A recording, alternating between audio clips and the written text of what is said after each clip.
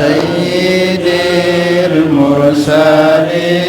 وعلى آله وصحبه أجمعين وعلى آله وصحبه أجمعين. بسم الله الرحمن الرحيم. إلى حضرة النبي المصطفى رسول الله صلى الله عليه وسلم وعلى آله وأزواجه وذرية الصحابة وأتباعه إلى حضرة جميع إخوانهم من الأنبياء والمرسلين والشهداء الصالحين أولياء المقربين والأمين العاملين وخصوصا لمسند هذا الكتاب شاء لله لهم الفاتحة.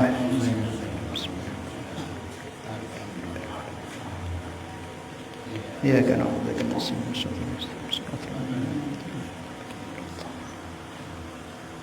Alhamdulillah hadirin jamaah salat maghrib yang sama-sama dimuliakan Allah Subhanahu wa taala. Kita lanjutkan kajian akidah kita insyaallah. Malam ini kita masuk ke pembahasan mengenai iman kepada para utusan-utusan Allah, dalam artian mengimani bahwa utusan-utusan Allah tersebut diberi sifat oleh Allah Subhanahu wa taala, yang mana kita sebagai orang mukmin muslim yang mukallaf, di samping kita mengimani Allah itu punya utusan-utusan, punya suruhan-suruhan dari kalangan hamba-hambanya yang dekat dengannya, yaitu para nabi dan para rasul, juga kita wajib mengimani bahwa pada diri para rasul itu Allah letakkan beberapa sifat yang juga wajib kita imani dan yakini. Walaupun kita yakin utusan-utusan Allah itu adalah, memang mereka itu adalah, beliau-beliau itu adalah utusan Allah, hanya sampai situ. Tapi kita enggak yakini beliau-beliau itu punya sifat-sifat seperti yang kita akan bahas nanti ini, siddiq, amanah, tabligh, batanah. Enggak kita yakini. Kita yakin beliau utusan Allah, tapi enggak kita yakini adanya sifat-sifat tersebut, maka sama saja kita tidak meyakininya. Maka sifat orang iman itu apa? Disebutkan dalam Al-Quran, innamal mu'minuna alladzina amanu billahi wa rasulihi thumma lam yartabu. Innamal mu'min, sesungguhnya orang-orang mukmin itu siapa? Orang-orang yang aminu billahi wa rasulihi, yang beriman kepada Allah dan Rasulnya, thumma lam yartabu, kemudian dia tidak ragu-ragu terhadap keimanannya terhadap Allah dan Rasul tersebut. Maka dulu awal-awal kita ngaji akidah sudah yang jelaskan bahwa memahami atau mengenal daripada aqaid, daripada kita ahli sunnah wal jamaah, jumlahnya ada 50 aqaid, aqaidul khamsin namanya. Walaupun kitab ini disebutkan nama kitabnya sifat 20, tapi sebenarnya yang perlu kita pelajari dalam akidah ini namanya aqaidul khamsin, akidah yang 50. Yang 20-nya sifat wajib bagi Allah dari wujud, qidam, baqa sampai mutakallimun, itu udah 20. Ditambah mustahilnya daripada sifat tadi itu balikannya, jadi sudah 40. Kemudian ditambah satu sifat jaiz bagi Allah, sudah 41. Ditambah 4 sifat wajib bagi Rasul, siddiq, amanah, tabligh, batanah, berapa? 45. Ditambah mustahilnya 49, sama sifat jaiz bagi Rasulullah 1. Jadi pas akidah yang perlu kita pelajari, kita pahami daripada akidah ahli sunnah wal jamaah ini, yaitu aqaidul khamsin, akidah yang 50 dengan perincian yang tadi. Nah, yang 20 kemarin sudah kita bahas. Yang 20 kemarin sifat wajib bagi Allah. Nah, sekarang ini kita akan membahas mengenai keimanan kita kepada para utusan Allah Subhanahu wa taala, bahwa beliau-beliau itu diberi sifat oleh Allah Subhanahu wa taala, yang mana kita sebagai mukmin muslim yang mukallaf wajib mengimani bahwa para rasul itu memiliki sifat. Di samping kita imani beliau utusan Allah, juga kita imani dari setiap utusan Allah itu ada beberapa sifat yang diletakkan oleh Allah yang kita wajib imani. Yang pertama namanya siddiq. Yang kedua amanah, tabligh dan fatonah. Kita bahas yang pertama as-sidqu, artinya benar. Maka mustahil kidzab, artinya dusta. Itu saja disebutkan di kitab ini. Tapi perlu juga kita jelaskan, bukan sekedar benar saja, tapi perlu kita pahami apa maksudnya benar daripada sifat yang dimiliki para nabi dan para rasul. Sebelum kita jelaskan berapa disebutkan dalam Al-Quran dalilnya bahwa para nabi dan para rasul itu bersifat siddiq. Dalam Al-Quran Allah sebutkan, wadhkur fil kitab Ibrahim innahu kana siddiqan nabiyya. Ceritakanlah mengenai di dalam kitab kisahnya Nabi Ibrahim. Sesungguhnya beliau itu nabi yang siddiq, siddiqan nabiyya, nabi yang siddiq. Itu dalil bahwa nabi itu punya sifat siddiq memang. Dalam Al-Quran juga Allah sebutkan yang sering kita baca dalam surah Yasin. Allah sebutkan ketika nanti kita dibangkitkan dalam kubur itu, kita memahami akan kebenaran yang disampaikan oleh para rasul. Memba'atsana min marqadina hadza ma wa'adar rahmanu wa sadaqal mursalun. Nanti kita dibangkitkan dari kubur itu, kita orang-orang iman ini bangkit dari kubur itu, kita ingat langsung hadza ma wa'adar rahman, ini dulu yang pernah dijanjikan, ini hari kebangkitan oleh Allah. Wa sadaqal mursalun, dan benar apa yang disampaikan oleh para utusan. Nah, ini dalil bahwa para utusan Allah itu punya sifat yang namanya siddiq, jujur, benar. Maka mustahil kidzab, maka mustahil para rasul itu pembohong. Maka tidak akan diterima oleh akal kalau rasul itu pembohong. Yang perlu dijelaskan bahwa apa yang dimaksud dengan siddiq bagi rasul itu, apakah sekedar benar saja dalam ucapannya? Ya, cuman kurang. Nah, ulama akidah menyebutkan apa maksud siddiq bagi para rasul itu. Beliau menyebutkan muwaffaqul khabar lil waqi'. Muwaffaqul khabar lil waqi', cocok apa yang disampaikan, yang diberitakan, yang dikabarkan oleh rasul tersebut dengan kejadian. Apa sene sampean si rasul sesuai dengan kejadian yang terjadi itu.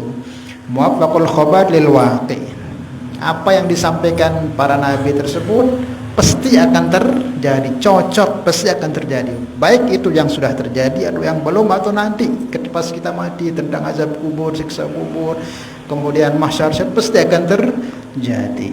Jadi bukan sekadar ucapan-ucapan saja akan terjadi ini terus nggak terjadi, enggak.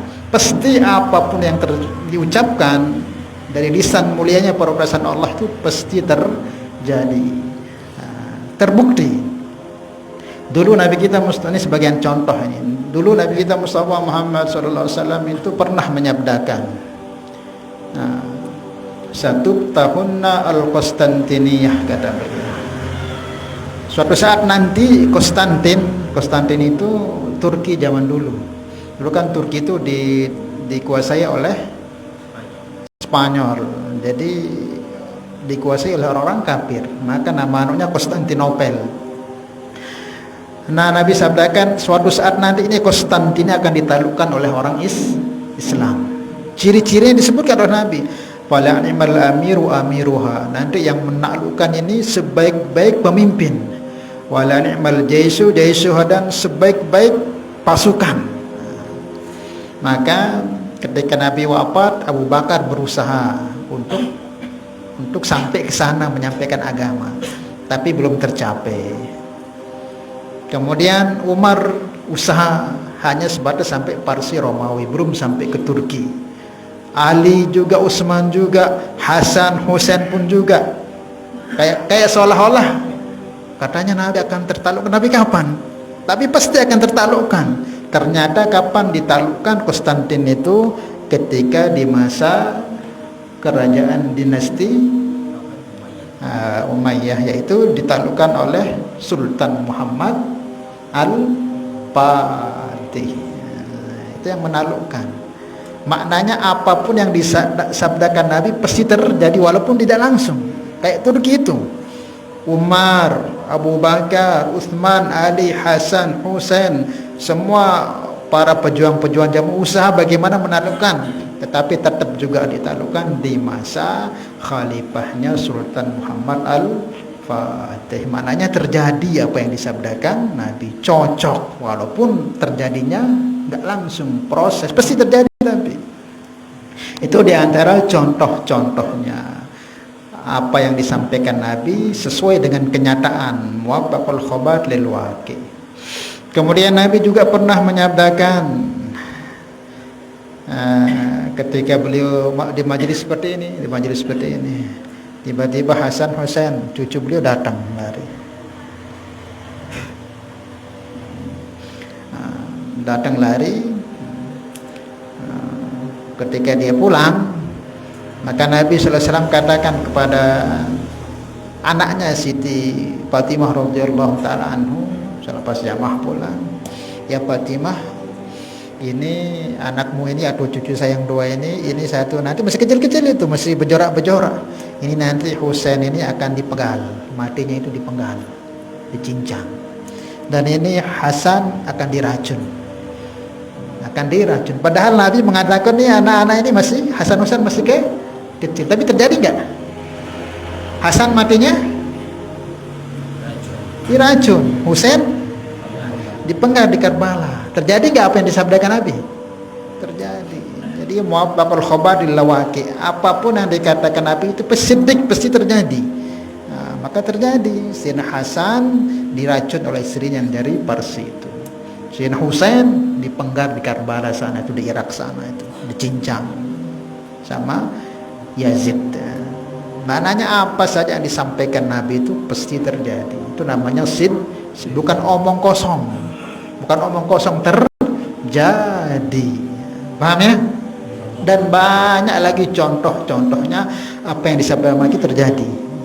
Termasuk juga diantaranya pernah dulu Nabi ketika dakwah di Mekah itu kan banyak yang musuhi Nabi, banyak yang tentang, sehingga Nabi berhijrah ke Madinah bersama Sayyidina Abu Bakar. Ketika Nabi hijrah ke Madinah, berangkatnya itu, maka tokoh-tokoh kafir Quraisy ini bermusyawarah, kemana ini larinya Muhammad ini, kemana ini. Ternyata ada yang beritahu bahwa dia berangkat sama Abu Bakar hijrah tadi malam ke Madinah. Maka orang kafir Quraisy ini kumpul buat sayembara, jangan sampai dia hijrah ke Madinah, harus kita tangkap, kita bunuh dia, jangan sampai ke Madinah. Maka orang kafir Quraisy ini kumpulkan semua tokoh-tokoh itu, ada Abu Sufyan, Abu Jahal, Abu Lahab, banyak sana abu-abu itu di situ. Masyarakat, siapa yang tahu tempat persembunyian Muhammad, di mana arah perjalanannya ke Madinah, siapa yang bisa menangkapnya akan dikasih 1000 ekor unta.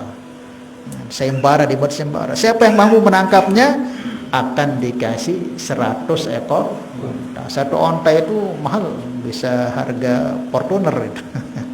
100 ekor unta mau ditawarin. Akhirnya ada seseorang kafir Quraisy ini, tapi akhirnya masuk Islam, yang langsung bergerak karena dia pernah mendengar ada 2 orang yang berjalan meninggalkan kota Madinah, dan orang ini ahli dalam padang pasir. Maka dia dengar sayembara itu, langsung dia cari 2 orang ini, cari Nabi Muhammad sama Abu Bakar, dikejarnya, dipakai kuda yang paling cepat. Dan ini ahli memang di padang pasir ini, namanya Suraqah ibnu Malik. Dia tahu Suraqah ini ontanya orang dari Irak atau orang dari Palestina atau orang dari Madinah atau Mekah, tahu. Dilihat bekasnya, wah ini ontanya orang nih. Bau telapak kakinya onta orang Mekah. Saking pinternya ahli di padang pasir, tahu nah.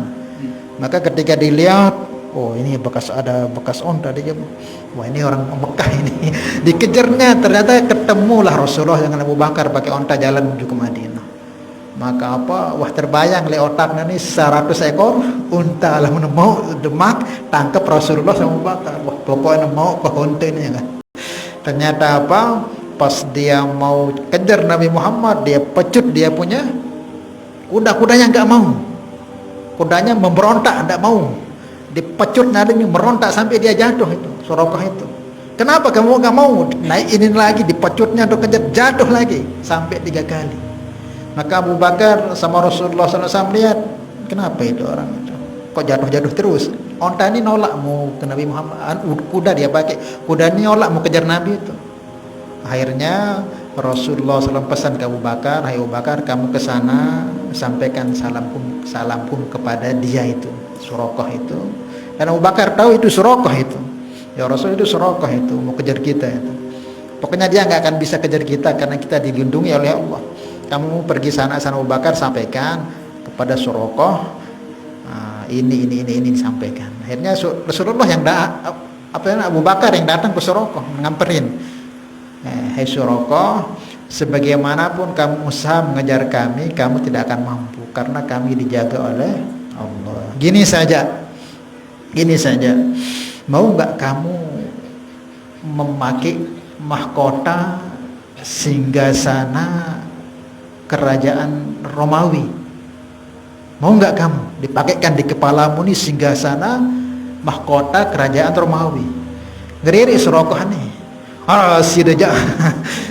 Mana mungkin saya pakai mahkota ke raja Romawi paling besar dulu, ada 2 raja besar zaman dulu itu, Parsi dan Romawi. Kayak sekarang Amerika sama Rusia sudah begitu. Maka Suraqah ini dengan kampung. Wah, mana mungkin saya bisa pakai seperti itu, saya ini orang Badui, orang Mau nggak kamu tapi? Gimana? Mau aja saya. Suatu saat kamu akan pakai. Ini pesan Nabi tadi. Sampaikan ke Suraqah, mau nggak dia pakai mahkotanya raja Romawi? Suatu saat kamu akan pakai. Sudah mau pakai, ya sudah, kamu jangan kejar kami, ya sudah kamu pergi, saya nggak akan bisa kamu kejar. Akhirnya Suraqah pun pergi dan dia tidak beritahukan jejak-jejak Rasulullah.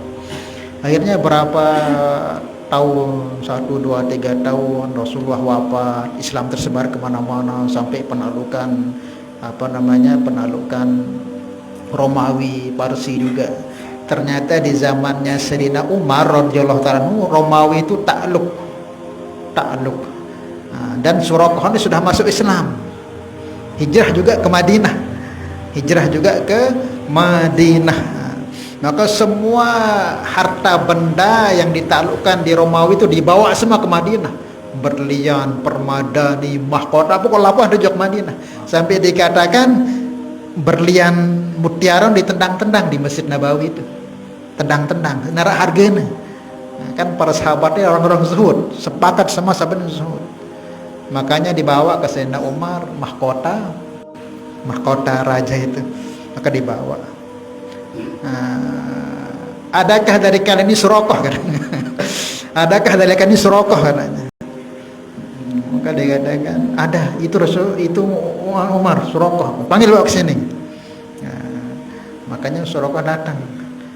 Ini pun disampaikan Sayyidina Abu Bakar, nanti kalau saya meninggal sampaikan ini sama Suraqah nanti. Abu Bakar meninggal, Umar jadi khalifah. Nah ketika Umar khalifah itu semua ditaklukkan Persia Romawi. Akhirnya Suraqah datang. Umar katakan, kamu ingat enggak dulu ketika kamu kejar Rasulullah itu mau hijrah ke Madinah, kamu ingat dulu Abu Bakar pernah mengatakan salam daripada Rasulullah bahwa kamu akan dapat memakai mahkota raja Romawi. Oh iya, dulu pernah ketika aku kejar Rasulullah sama Abu Bakar itu. Nah sekarang mana mahkotanya? Pakaikan ke Suraqah. Dipakai enggak? Sesuai dengan apa yang disabdakan Nabi? Terjadi enggak? Nah itu makanya namanya muwafaqul khobar lil waqi', sesuai dengan apa yang disabdakan Nabi pasti terjadi. Walaupun kira-kira mana mungkin orang Badui bisa pakai mahkota raja yang begitu besar, ternyata kepake. Dipakaikan bajunya, dipakaikan mahkotanya, bergaya Suraqah. Todak ketik. Setiap todak ketik lepas kan. Kok saya lepas? Kan disuruh pakai saja sama Rasulullah, bukan dikasih. Dilepasnya lagi. Jadi intinya ceritanya apa? Bahwa apapun yang disampaikan oleh para nabi, terusnya Nabi kita Muhammad pasti terjadi. Itu namanya siddiq. Kalau bahasa anaknya bukan omong kosong, pasti terjadi. Walaupun sekarang mungkin Nabi dulu sampaikan akan adanya azab kubur, nanti huru-hara kiamat akan terjadi fitnah penyepi dajjal, ma'juj dan sebagainya akan terjadi ini nanti di masa sejarah itu, jangan kita ragu-ragu. Pasti itu terjadi. Dan banyak sekarang kan kejadian yang sekarang ini terjadi apa yang disampaikan oleh Nabi, ciri-ciri kiamat yang masih kecil ini, belum yang besar itu banyak terjadi, menunjukkan benarnya apa yang disabdakan oleh Nabi. Nah, itulah makna dari antara siddiq. Kemudian bukti siddiqnya para nabi ini selalu menyampaikan walaupun berat bagi mereka, walaupun itu berat, hambatan, tantangan, bahkan akan menjadi ancaman nyawa bagi para nabi itu, kalau disuruh oleh Allah disampaikan. Jadi siddiqnya para nabi itu tidak hanya yang menguntungkan buat dia, jadi apapun yang disuruh sampaikan oleh Allah disampaikan. Itu menurutnya siddiqnya para nabi, walaupun itu merugikan untuk diri beliau. Contohnya gimana? Nabi kan pernah Isra dan Mi'raj. Isra Mi'raj ini perjalanan kan di luar akal ini. Orang bisa sampai ke Arsy. Arsy ini mana Arsy ini? Di luar bumi, di luar langit. Bumi, langit, leluh langitnya Arsy ini, atas Malik. Terus le Arsy ini arah Malik, leluhnya Arsy. Sidratul Muntaha, le atas Malik arah Mustawa. Le arah atas Mustawa Malik arah namanya Hadratul Qudus. Nah, di sana lah perjalanan Nabi hanya 1 malam. Kan secara akal itu enggak konek, tapi itu wahyu. Maka ketika Nabi paginya balik dari Isra dan Mi'rajnya itu, disamperi oleh Abu Jahal. Hei Muhammad, hal unzila alaikal wahyi al-barihah, apakah telah datang wahyu kepadamu tadi malam katanya. Setiap ditanya terusnya oleh Abu Jahal ini. Ya, karena dia tanya ini untuk memfitnah Rasulullah, tetapi nggak pernah bisa. Nah, sekarang ini dia dapat kabar yang aneh.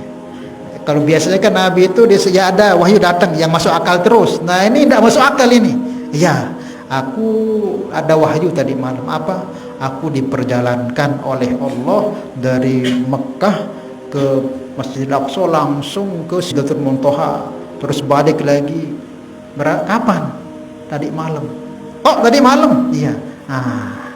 Ketahuan, bohong na Muhammad. Mana mungkin ada orang bisa sampai ke situ itu? Orang dari Mekah ke Palestina itu 40 hari perjalanan onta. Kok ini dari Palestina terus ke Mekah atau gede cuma semalam? Lekah kan ini, ketahuan. Nah, negara aku sebaran nih, Jok. Ketahuan, ini masuk akal soalnya. Nah, akhirnya ya berita seperti ini sebenarnya Nabi berat ini, disampaikan berat. Kenapa? Karena itu akan ditolak mesti oleh kaumnya, karena nggak masuk akal. Mana mungkin ada manusia yang bisa sampai ke sana. Tetapi Allah perintahkan untuk disampaikan oleh Nabi. Disampaikan nggak? Perihal Isra dan Mi'raj ini kepada sahabatnya disampaikan nggak? Disampaikan, walaupun kelihatannya banyak orang akan mendustakan. Kalau kita pakai akal sehat kita kan nggak mungkin ada makhluk manusia sehebat apapun bisa sampai ke sana. Sampai bulan aja kadang nggak bisa, apalagi sampai menembus langit. Maka Nabi diperintahkan Allah sampaikan ini. Maka Nabi nggak pikir, wah sampai ini barang teparanku pembohong, teparanku melegakan. Tapi apa disampaikan enggak? Disampaikan. Mau merugikan buat diri dia, mau menyusahkan buruh dia atau menguntungkan, tidak peduli. Kalau itu diperintah sampaikan. Itu menunjukkan siddiqnya para nabi. Dia nesa untung-untung jok dia doang sini sampean, baru seumurgian dia sampean deh. Apapun satu perintah sampean oleh Allah, ini sampean langsung sina nabi. Bahkan ada dulu cerita Nabi ketika awal-awal di Madinah itu kan Islam tersebar, maka banyak pendatang-pendatang daripada orang-orang Romawi, orang-orang Parsi, orang-orang Yaman, orang-orang Mesir datang ke Madinah untuk lebih mengenali daripada Islam. Maka tamu-tamu kerajaan banyak datang. Maka tiba-tiba ada seorang sahabat Nabi ini ingin sowan kepada Nabi, nyelonong. Sowan ini ingin bertanya ke Nabi. Sementara Nabi menghadap orang-orang besar ini. Namanya Abdullah ibnu Umi Maktum, sahabat Nabi yang buta, muazin Nabi untuk muazin awalnya sebelum subuh itu ada azan awal, itu muazin. Dia tiba-tiba nyelonong, Abdullah ibnu Maktum ini mau ketemu Nabi. Maka Nabi katakan, jangan dulu, jangan. Karena Nabi menghadapi orang-orang besar. Jangan dulu, nanti. Disuruh pergi, nanti kalau selesai nanti saya Nabi menegurnya. Maka ditegur oleh Allah Nabi Muhammad. Turun ayat. Apa ayatnya? Abasa wa tawalla an ja'ahul a'ma. Teguran itu buat Nabi. An ja'ahul a'ma. Dan teguran itu disuruh sampaikan oleh Allah kepada umatnya. Kan merugikan Nabi itu kan? Ayat Nabi ketauan jarina. Tan sikap Nabi no. Lagu sampean deh si Nabi. Sampean deh ayatnya jangan sampean deh.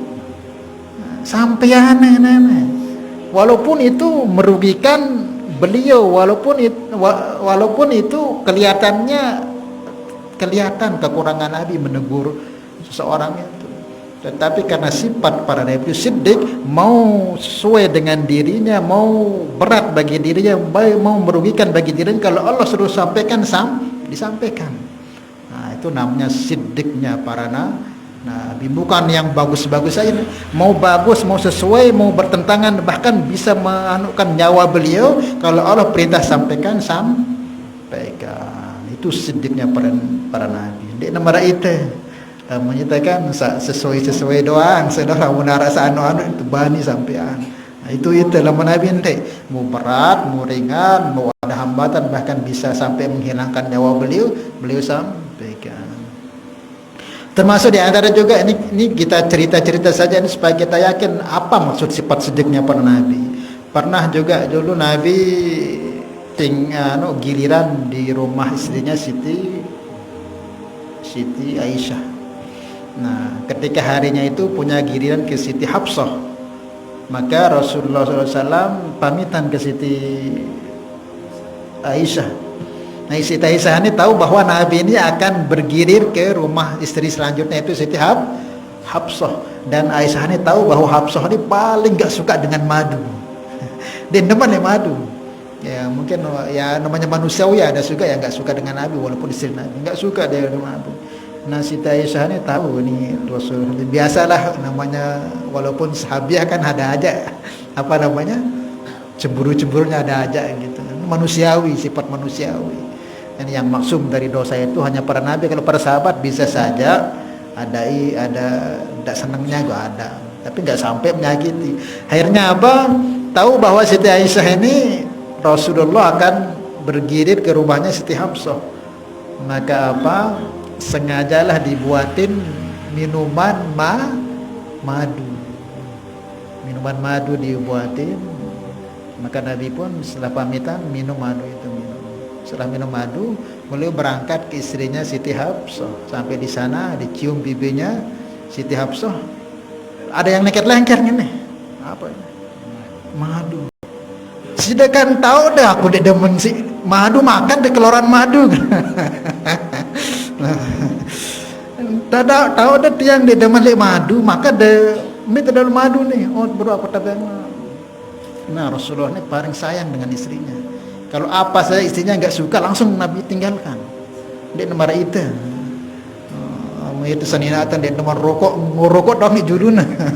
Nabi itu ketika tahu istrinya nggak suka madu, apa beliau katakan langsung, mulai saat ini saya haramkan diri saya minum madu, katanya, untuk menyenangkan istrinya itu.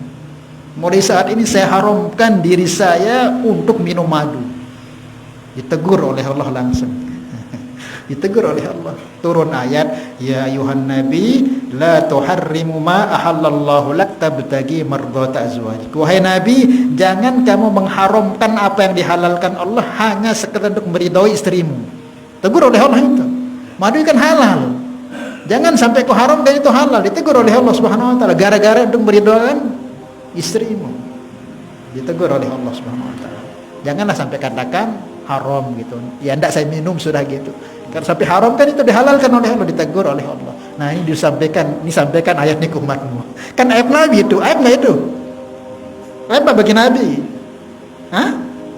Teguran Allah kan itu. Tapi disampaikan sama Nabi ke umatnya ayat ini. Disampaikan enggak? Kalau nggak disampaikan nggak bisa kita baca ayat ini. Disampaikannya, walaupun itu berat. Nih jok sampean ketahuan itu berat nih. Tapi tetap disampaikan oleh Nabi karena perintah Allah itu namanya siddiqnya para nabi. Apapun itu mau berat, mau ringan, mau memalukan, mau apa untuk beliau, kalau Allah sudah perintah untuk sampaikan, disampaikan. Nah, itulah diantara makna siddiqnya para utusan. Maka apa saja yang disampaikan para nabi pasti terjadi, dan apa yang disampaikan nabi itu mesti hak, karena apa yang terkeluar dari lisan nabi itu wahyu daripada Allah Subhanahu wa taala. Jadi maksudnya yang ceritakan tadi abasa wa tawalla atau istrinya itu bukan aib bagi nabinya, bukan. Ini pelajaran buat kita yang kita bisa ambil pelajaran daripada sikap nabi tersebut. Paham ya? Oke, mungkin ada yang tanyakan sebelum kita lanjutkan.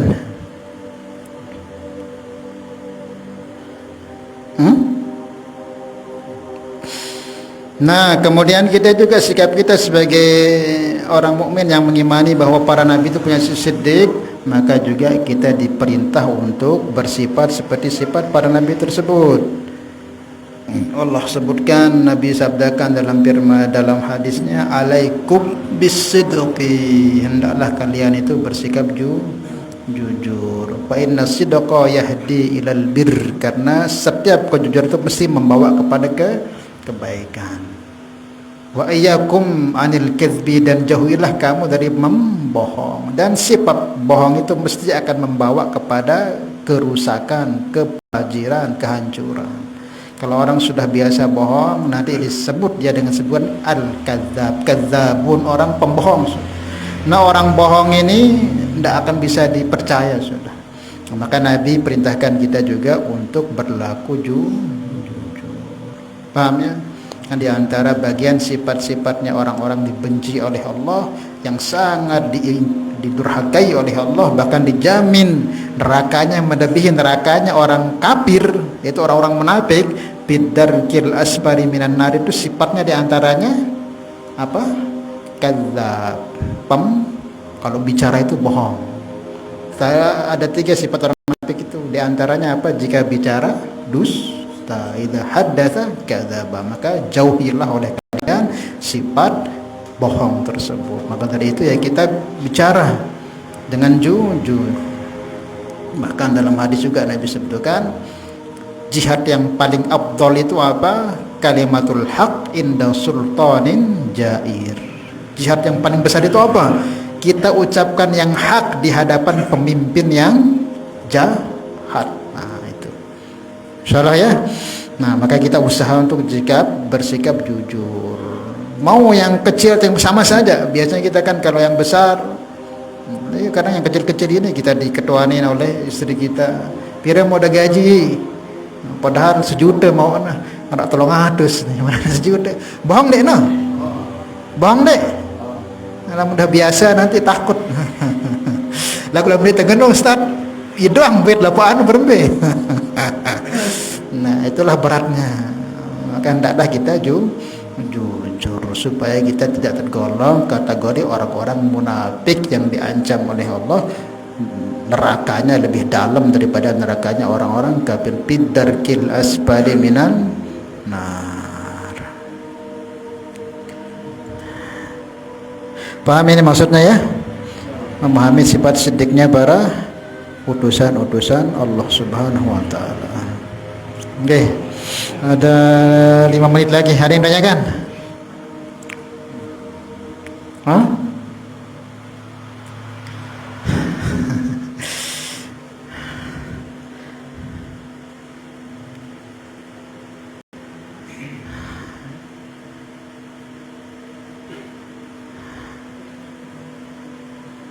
Ya, itu saja. Nah juga mungkin penutupnya ini, tetap kita jangan pernah samakan sifat wajibnya Allah dengan sifat wajibnya para nabi. Kalau sifat wajibnya para nabi ini aradi namanya. bukan hakiki aradi, tapi sifat wajibnya Allah itu hakiki. Kalau Allah itu memang zatnya itu wajib bersifat wujud, qidam, bakal zatnya itu. Tapi kalau para nabi ini bukan zati, dia aradi. Maknanya diletakkan sifat itu oleh Allah di diri para nabi, kemudian kita diperintah untuk mengimani. Bukan dari zatnya nabi itu bersifat siddiq, tabligh, amanah, pendak. Yang hakiki, yang zati itu Allah itu.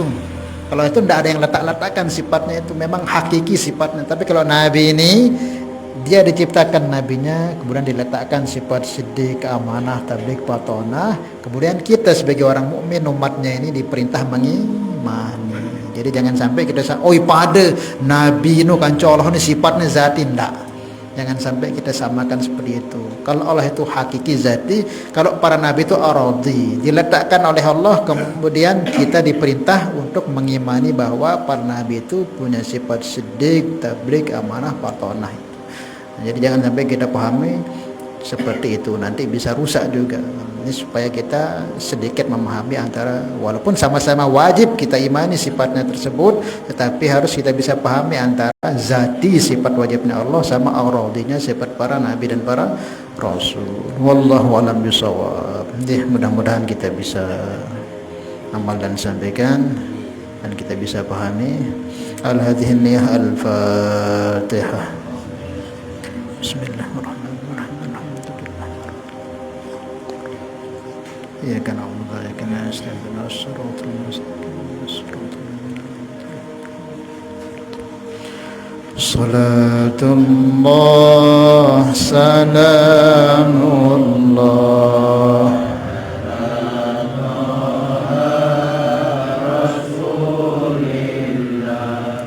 salatullah salamullah ala yasin habibillah